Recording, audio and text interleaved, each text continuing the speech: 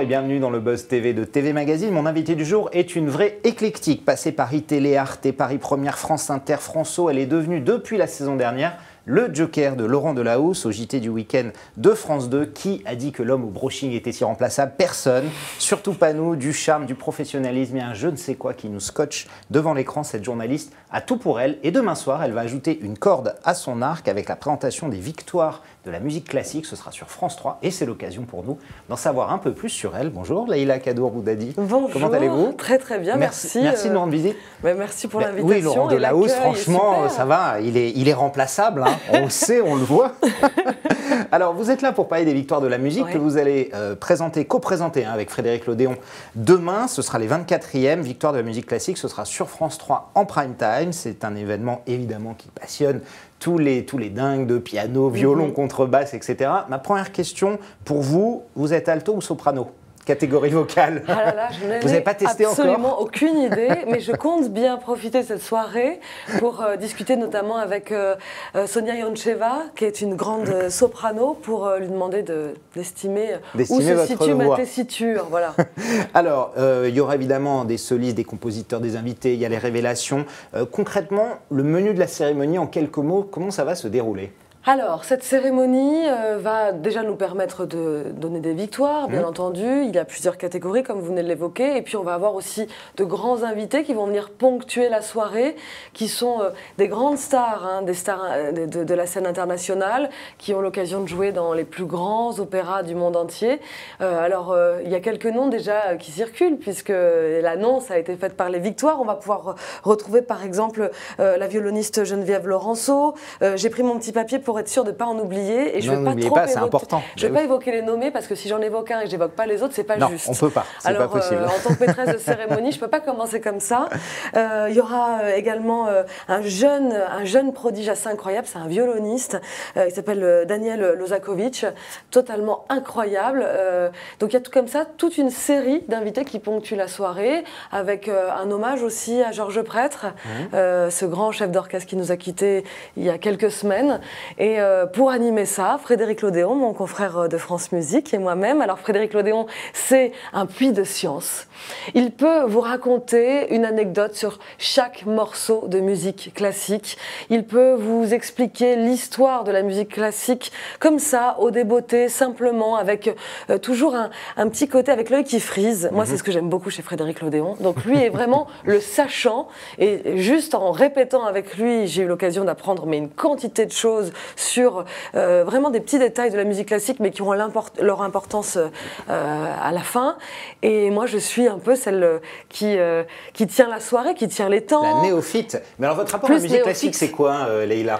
Évidemment, vous êtes journaliste de formation, on sait que vous aimez aussi la culture, mais comment êtes-vous arrivé à la présentation de cette soirée? Alors, déjà, je pense que lorsque Pascal Lopouridis de France 3 m'a proposé, en lien avec Gilles Desangles des Victoires de la musique, il m'avait déjà vu présenter une remise de prix musical. C'est le prix des Indés. C'était à la Cigale. C'était la première édition des labels indépendants. Et on se connaissait un petit peu parce qu'en effet, on gravite dans les mêmes endroits. On va au théâtre beaucoup, on va écouter des concerts. Et ils se sont dit que, comme je venais d'arriver aussi à France Télévisions, que j'étais aussi un pont entre France Inter, France Télévisions, que j'étais aussi une lettre classique, donc versée a priori dans des choses qui ne sont pas... On rappelle que c'est l'Orchestre Philharmonique de Radio France, sous la direction de Franck Micot. De Micot Franck. Voilà, de Micot Franck qui sera le chef d'orchestre de la soirée. Voilà, qui vont assurer toute la partie musicale. C'est une chance incroyable dans l'auditorium qui a été refait à neuf. C'est un lieu magnifique. Je veux dire, moi, quand je rentre dans cet endroit, j'ai vraiment des frissons. Et puis, j'aimerais préciser aussi qu'il y a Elena Schwartz, qui est l'assistante qui vient d'être nommée assistante de Micot Franck, qui sera là aussi. Donc, c'est important de mettre en valeur aussi les femmes chefs d'orchestre. Donc, c'était quasiment logique, alors, votre arrivée. Je crois que ça tombe plutôt très bien. En tout cas, moi, je l'ai pris très logiquement. Alors, il y a des JT, il y a de la culture, il y a l'amour de la musique classique. Est-ce que vous ne seriez pas en train de marcher dans les pas d'une certaine Claire Chazal? Ah, parce qu'elle a présenté l'émission l'an passé. Parce qu'elle l'a présenté, parce que c'est sa passion aussi, parce qu'elle a fait des JT. Voilà. Moi, je trouve que la figure de Claire Chazal, elle est vraiment intéressante, parce que c'est en effet une grande dame du JT, mais qui maintenant fait de la culture sur France 5. Qui fait de la culture sur France 5. Et qui a présenté les victoires. Et qui prouve, surtout là, maintenant, avec cette double activité, avec cette émission sur France 5, qu'on peut être pétri de deux choses, les aimer et ne pas les abandonner.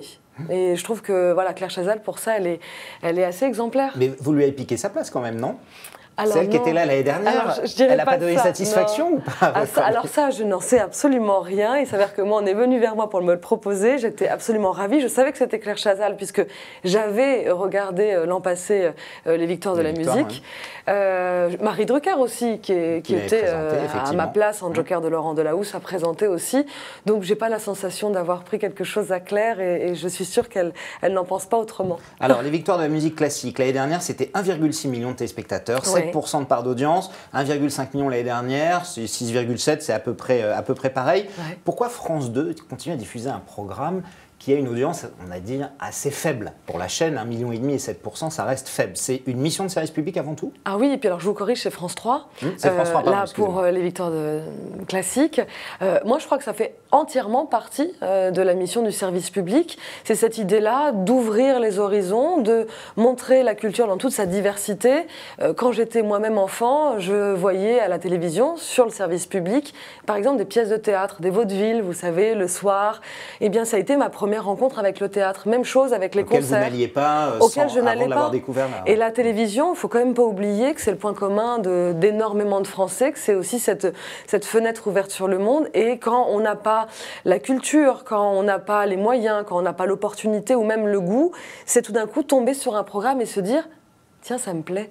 Et je trouve que de ce point de vue-là, France 3, en programmant ainsi les victoires en prime time, est complètement dans sa mission de service public et qui sait donner envie à des jeunes gens ou de moins jeunes gens de s'intéresser à la musique classique. Et vous ne pensez pas que l'audience s'adresse toujours à ce public assez restreint, le but, c'est plutôt aficionado de la musique classique? Alors le but, il y a un public pour ça, donc c'est tant mieux. Il faut aussi penser à ce public-là. Et je pense que ça peut aussi donner lieu à des découvertes. Et c'est toujours, en télé, en fait, on prend le risque de quoi? Que ça marche, que ça plaise et que ça intéresse. Voilà, ça reste de la télé, donc allons-y.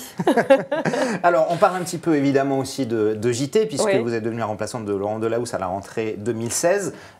Présenter les JT sur France 2 du week-end, est-ce que Leïla, pour vous, c'est une consécration ou un tremplin, simplement? C'est déjà une grande joie. C'est une grande joie parce que... On est le mix entre les deux. Ben oui, parce que c'est difficile de se positionner. Une consécration, ça voudrait dire ça y est, je suis arrivée. Et je crois qu'on n'est jamais arrivé nulle part parce que voilà, il y a encore beaucoup de travail, comme pour chaque mission qu'on mène, vous et moi. Il y a toujours cette envie de progresser, de faire mieux, de créer quelque chose. C'est un bel objectif rempli déjà. Ben c'est un très bel objectif, c'est sûr. Un tremplin, c'est une façon de rencontrer le public aussi. C'est ça qu'il faut aussi voir dans le JT. Et ça, j'en suis très très heureuse. Donc non, je suis aux anges. Alors depuis que vous êtes là, il s'est passé évidemment des séismes catholiques, puisque la semaine dernière, le JT de France 2, celui de David Pujadas, est passé devant celui de TF1, de Gilles Boulot. Et puis 4 jours plus tard, c'est celui de Laurent Delahousse, donc, que vous remplacez les week-ends, qui doublait celui d'Anne-Claire Coudray. Est-ce que le leadership de TF1 est vraiment remis en cause par France 2 aujourd'hui? Je crois que la bataille est là. Que, déjà, on voit dans les scores d'audience qu'on est souvent très très proches. Là, que David et Laurent dépassent symboliquement, ça veut dire aussi pour les équipes que c'est pas du tout inaccessible et que finalement le travail mis en place par la rédaction tout au long de ces dernières années, les incarnations que France Télévisions propose, veulent dire aussi que tout d'un coup le public a envie de venir nous voir et ça c'est une très très bonne nouvelle, donc work in progress et puis on croise les doigts pour que ça continue. Ça peut s'inscrire dans la durée, c'est-à-dire pas dépasser TF1 de manière épisodique comme ça, mais les dépasser et être devant eux de manière régulière. Et pourquoi pas? Et pourquoi pas? Il n'y a rien de figé. Vous savez comme moi que les programmes en télévision ou même les JT, alors c'est vrai que TF1 a une forme d'hégémonie depuis quelques années, mais voilà, les récents événements que vous venez de citer laissent à penser qu'il y a une place à prendre. Il y a une place à prendre. J'avais envie de vous poser une question. Je sais que vous avez débuté à iTélé. J'imagine que ce qui arrive à cette chaîne depuis des mois vous touche, non? Bah oui, parce que de voir ainsi tous ces journalistes très engagés, iTélé c'est une chaîne de hard news. On rappelle que plus de la moitié d'entre eux Ouais. ont quitté la chaîne déjà depuis 3-4 mois. Voilà, iTélé c'est une chaîne où on est nombreux à avoir fait nos débuts, à avoir fait nos premières bêtises aussi. Et de voir ainsi toute cette équipe qui est restée là, solidaire. Moi j'ai trouvé ça magnifique de voir la mobilisation en fait, de tous ces journalistes. On aurait pu penser qu'une chaîne de hard news, chacun était juste de passage pour, en forme de tremplin, accéder à une autre chaîne, et de les voir se mobiliser, de dire non, on tient à cette maison, ça fait plus de 10 ans qu'on y travaille pour la plupart d'entre nous, on a fait nos premières armes, on a vraiment lutté, parce qu'au début c'est difficile, et puis les moyens à iTélé sont pas colossaux. J'ai trouvé que cette mobilisation-là, elle était très belle. Et finalement, au-delà de ce qui s'est passé avec le groupe Canal, je crois que ça a formé une génération de journalistes qu'on va retrouver un peu partout et qui vont avoir à cœur d'être très militants dans leur façon d'exercer leur métier de journaliste. Même si ça implique le sacrifice, en gros, d'iTélé, qui est aujourd'hui une chaîne qui a beaucoup de mal à s'en sortir. Vous savez, une maison, quand elle est créée, a priori, c'est comme une émission. Quand elle commence, un jour, elle va s'arrêter, potentiellement. C'est pareil pour une chaîne. Ça, on le sait tous, en fait. Mais après, c'est savoir qu'est-ce qu'on en retire, quelle valeur aussi, quelle leçon on tire de ça pour ensuite continuer à exercer notre métier ailleurs, dans d'autres conditions certes, mais toujours avec le souci de l'indépendance d'une rédaction par rapport à son propriétaire et à son actionnaire. Merci beaucoup Leïla, merci beaucoup. Donc je rappelle qu'on vous retrouvera demain soir aux côtés de Frédéric Lodéon pour présenter les 24e victoires de la musique classique. Ce sera 20h55 sur France 3 et puis évidemment bientôt au JT, j'imagine, c'est les vacances de février. Vous allez remplacer Laurent Delahousse? Absolument, très bien. On se retrouve les deux premiers week-ends de février. Je vous souhaite au moins de faire la même chose que lui et de battre également le JT TF1, si vous le pouvez. Merci beaucoup, le Buzz TV revient demain avec un nouvel invité.